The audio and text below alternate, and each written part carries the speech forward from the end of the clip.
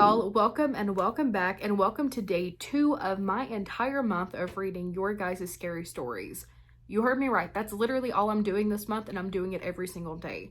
So this is your sign to send me in your own paranormal stories if you have not, and I will have the email address and the instructions to do that below, along with my other social medias if you want to check those out. But we're not going to get into a long intro. You guys know I do spooky stuff here. You know who I am. Welcome to day 2 of this. Let's get straight on into the story, shall we? Well, I don't know where to start, but hello, I'm from Virginia, and for some background on me, I've always been interested in spirits and energy, just dead stuff in general.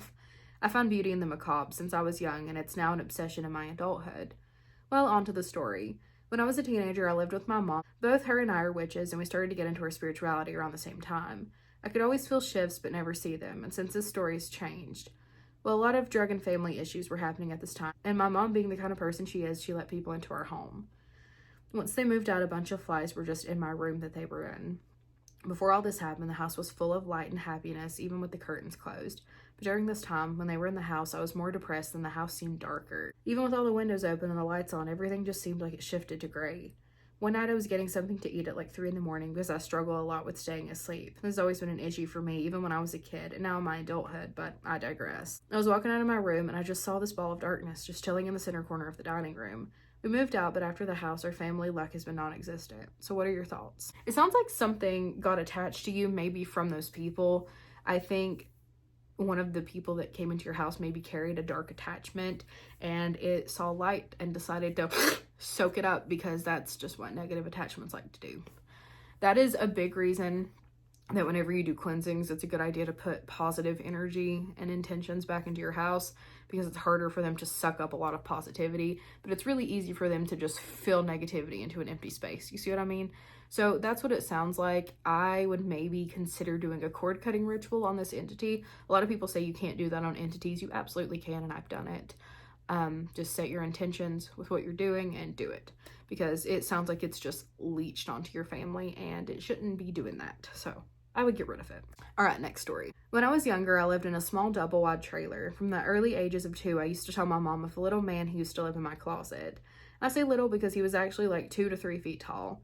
This thing would often come in and out of my closet, ironic and cliche, I know, and would only ever whisper my name to wake me up, or his name, which was Freddy. As I got a little older, around 6, my mom actually began sending me to therapy and had me tested for things like schizophrenia, to which none of my tests proved any disability. We ended up moving into another home on the same land, put on a new foundation. This transpired many years and left me restless to the point that my school was calling for CPS to do welfare checks. My eyes were always dark from not sleeping around the ages of 7 to 9. Freddy would appear with random objects like an axe, fire extinguisher, large sticks, very random arrays of items. He would often come with a very bad smell.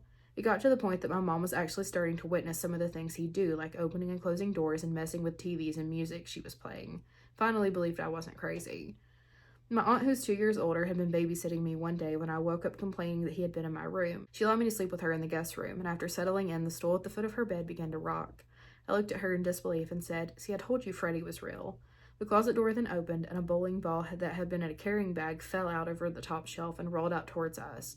She immediately grabbed me to leave and never returned to this day. On one particular night, I had finally had enough and screamed at the little man to leave me alone and get out of my house, to which he left out the window in my bedroom. The next morning, my mom found multiple claw marks scratched into the glass, which had been seen in the house that now sits at a vacant mobile home yard to be destroyed. I'm now 25 years old and still fear his return. We recently received the full history of our land to find a man named Frankie had died in the home there, but there was nothing to describe his height, smell, or weapons or objects that he'd appear with. To this day, my mom's new house on the property is still haunted, but she won't speak much about it. This took place in upstate New York. So it very well could have been the past owner. They don't always appear the way that they lived, you know. He could have chose to appear that way at that height.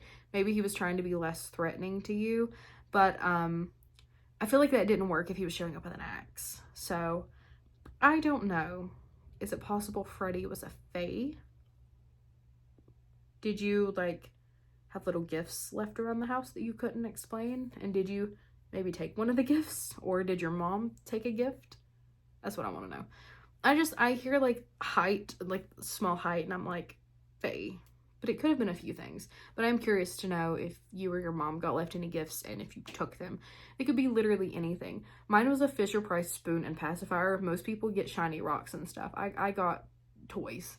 but most people get shiny rocks, bones, things like that. All right, next story. I live in South Texas, and my dad would go on investigations with his crew to capture evidence. If you want, I could tell you some of those stories. Yes. This story isn't too scary, just an experience. When I was little, around 6 or 7, I would go over to my cousin's house due to no one being able to take care of me. My parents worked most of the time and my sister had practice a lot. Knowing what I know now, them telling me stories on things they would hear or see makes sense. I remember walking from the living room to the kitchen, and I stopped by the hallway and felt this eerie feeling of a presence being there. I turned to see a shadow just going back and forth between 2 rooms. I remember shouting, "This is a house of God and you're not welcome here," and it stopped. A few years later, I'm now around 11, and I wake up with sleep paralysis, not being able to move and only being able to look straight in front of me. I see a long, lanky shadow figure standing at the foot of my bed. I didn't do anything, just lay and kept contact. Eventually, when I was about to move, I ran, hurting my leg on the way out. Now I'm 15 and occasionally hear voices. The feeling of being watched and shadows in the corner of my eye. Nothing's too negative, and I'm glad it's only once in a while. Whew. All right, next story. I watch your content almost every day and night, and I've been contemplating for a long time whether or not to submit this, but I figured, why not? Feel free to use it for content or just read through it for a spooky little, very true story. The house I grew up in, we would always joke around that it was haunted. Things would get moved around and things would go missing for days when we knew exactly where we left them, and then suddenly the object would appear days later in that exact spot. We'd be pulling out of the driveway and just see a faint face in the garage window. Nothing major, but it was just a running thing in my family. It never really bothered us, so we never really bothered with it or acknowledged it. We talk about it out of the house, but at home it wasn't something we discussed directly. Sure, sometimes it would be a little spooky, but it was just little things, nothing actually causing alarm. Not until this night below, which I will never forget. My sister and I talked about this night to this day, 12 years later, and it still gives me goosebumps. One night, my older sister and I was around 7 at the time and she was around 11, stayed home alone for the first time. But the catch is, we weren't supposed to. My grandfather lived in a couple towns over, and my mom was going to visit him and bring him dinner. My dad was supposed to be home with us, and well, without diving into family drama, it was in the midst of my parents' divorce, and my dad wasn't living at the home, but he was going to come over while my mom was gone. Well, one thing led to another, and he couldn't make it over, and when he told us on the phone that he wasn't coming, he made a remark that the ghost or whatever it is in our house would keep us safe. We didn't think anything of it, but we hung up the phone and started on with our night. For understanding of the next part and upcoming parts, you need to know that it was a split-level house. The bottom floor and top floor were directly on top of each other, but the second floor was off to the left. The bottom floor was the finished basement and garage. Second floor is the kitchen, living room, and dining room, and top is the bedrooms. My sister and I were in the living room around 7 watching TV when we heard the garage door open. We muted the TV and just listened because my mom was firm when she said she wouldn't be home until 9 and no one else besides my mom, dad, and sister and I had the code to get in. The only other way to open it is a button inside the house. We looked at each other and said, maybe she came home early?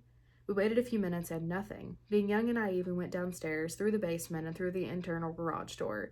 The garage door was open, but no cars were in the driveway. A little freaked out, we pressed the button inside the house to shut the garage. We got settled back in the living room, and we were about to press play when we hear it again. At this point, we're more freaked out. We go back downstairs and see it open again. We close it and run upstairs. This time we run up to my sister's room, which is directly over the garage. So if it's silent in the house, you can hear what's going on in the garage. Well, naturally, it opens again, and we hear nothing. Then the garage door opens and closes, and then there's a massive floodlight that shines out from the garage. We look out the window to try to make out shadows from the garage, but there were none. It was like it was empty. My sister at this point was calling my mom to come home. We were terrified and needed her home. She agreed to leave and would be home in around 25 minutes, and as soon as we hung up, the garage door, just on rotation, opened and closed again and again and again. About 22 minutes into the 25 minutes waiting for my mom, the door closed, and we heard this massive bang. We were frightened, crying, and eager for my mom to be home. Then one final time, the garage door opened and stayed open. Less than 2 minutes later, my mom flew in the driveway and rushed inside. We met her in the kitchen, panicked, and she said the garage door was open, which we all knew. The ladder had fallen off the wall, which made the sound. But here's the thing, the ladder didn't just fall. It was like it was taken off the wall. There was about 5 of those hooks that were screwed into the wall that was holding that ladder up. All 5 hooks were still in the wall, sturdy as can be. Not a single one loose, but the ladder was on the complete opposite end of the garage like it was thrown. The situation does not end there, and it only gets worse. My mom called my father to see if he had stopped over. She thought maybe he decided to stop over anyways and was playing a prank, but he insisted that he didn't come over. She told him about the garage door and ladder, and his response was, the ghost kept them safe, and kids make things up. The girls probably forgot to shut the garage door and the ladder got pulled off the wall by the wind and they got scared. We all knew that that's not what happened, and the entity in the house wanted to prove it. Before I dive into the next part, I want to stress how 0% of this is fake. It gives me goosebumps and brings tears to my eyes just thinking about it because to this day, it is one of the scariest things I've ever experienced. My sister, my mom, and I all recall this night was genuine terror and only discuss it when we aren't in the house because my mom still lives there.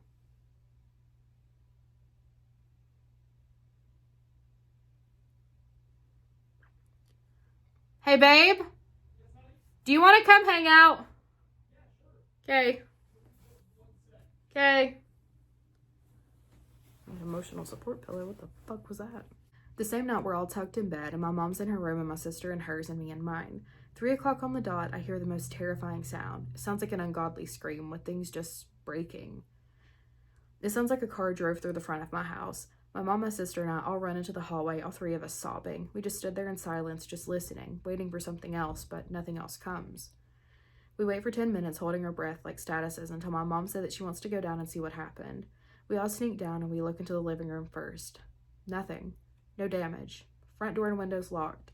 Check the dining room and back door. Same thing. Nothing. Then we move into the kitchen. The kitchen's where it came from. Every single cup, plate, bowl, glassware, shattered in a single pile on the floor. There wasn't glass everywhere. No. Looked like every single glassware shattered, but then was swept into a pile in the dead center of the room.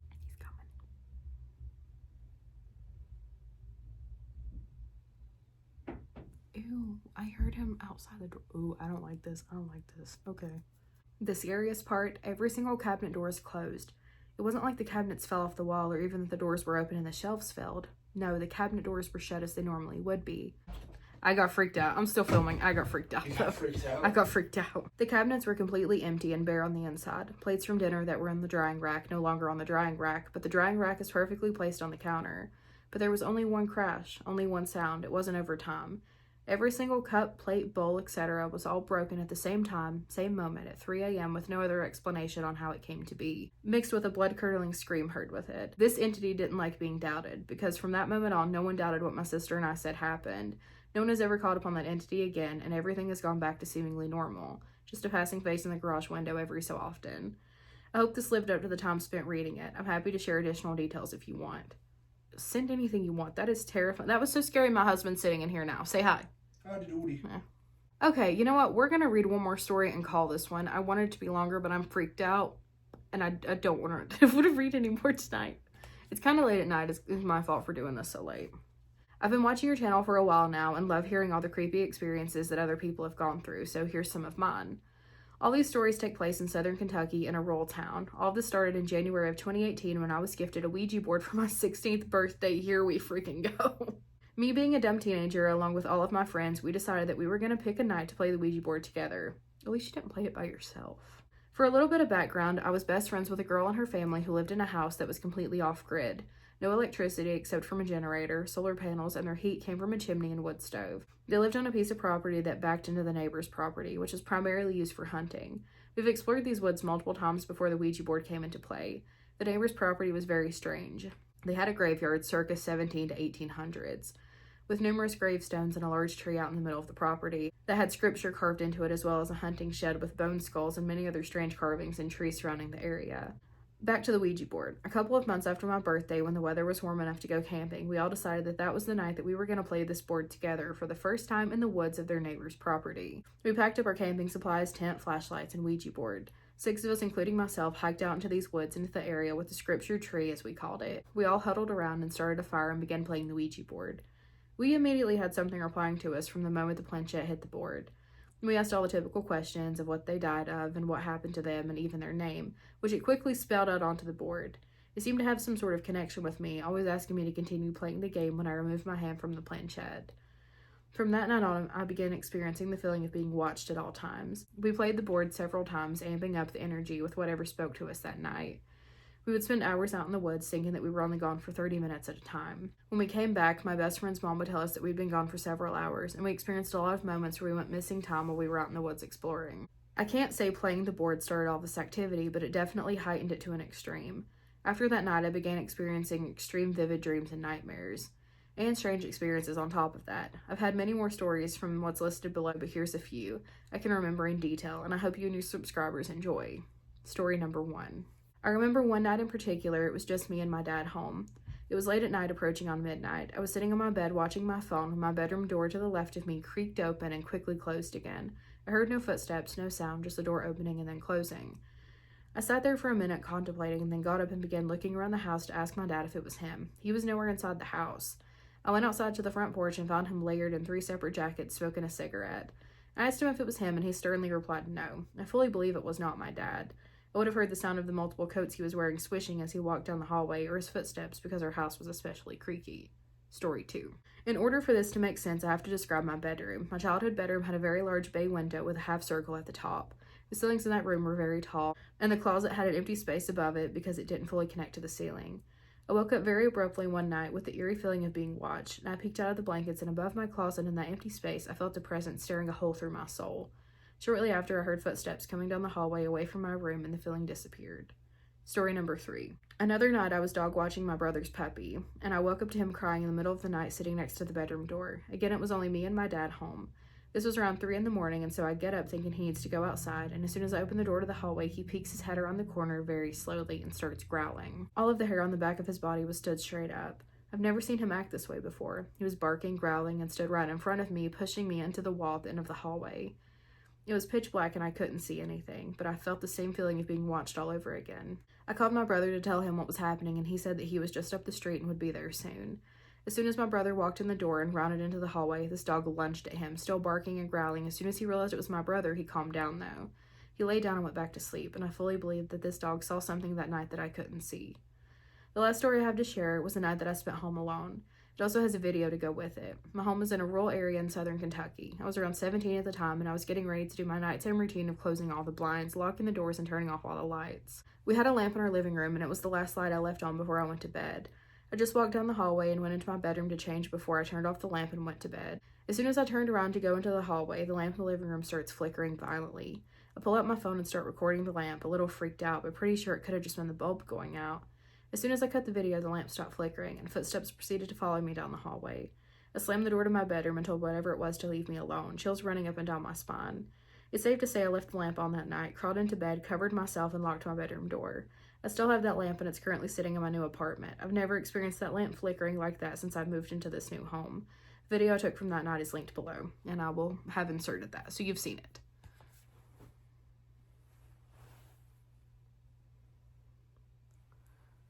The footage was like blurry. I thought it was my eyes, but what the? I'm excited to watch that back. What the heck? Okay. The world? Yep, we're cutting this. You guys have a good day. I'll see you tomorrow. Bye. It's like it's not focusing. Okay, come stand right here. Okay. Do you like, it's like... Yeah, it's kind of fuzzy. Well, no, it looks kind of clear to me. You think maybe your eyes are just... I don't know. I haven't been doing this that long, though. Wait, you know what? Hold on 1 second. What?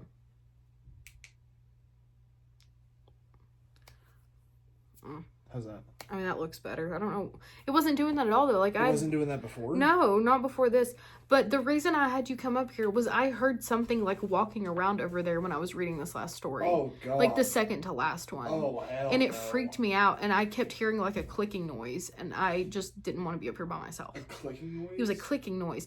And what's fucking freaky is I was reading a story, and it was in the Appalachian Mountains. I forgot what state it was in, but she had, like, stopped in the road because there was 2 dogs laying in it, and one dog wouldn't take its eyes off of her, and she was like clicking trying to get it out of the road, and she heard it echoed back from the trees, and I like heard a click over there, but I was also hearing something walking. Oh, dude.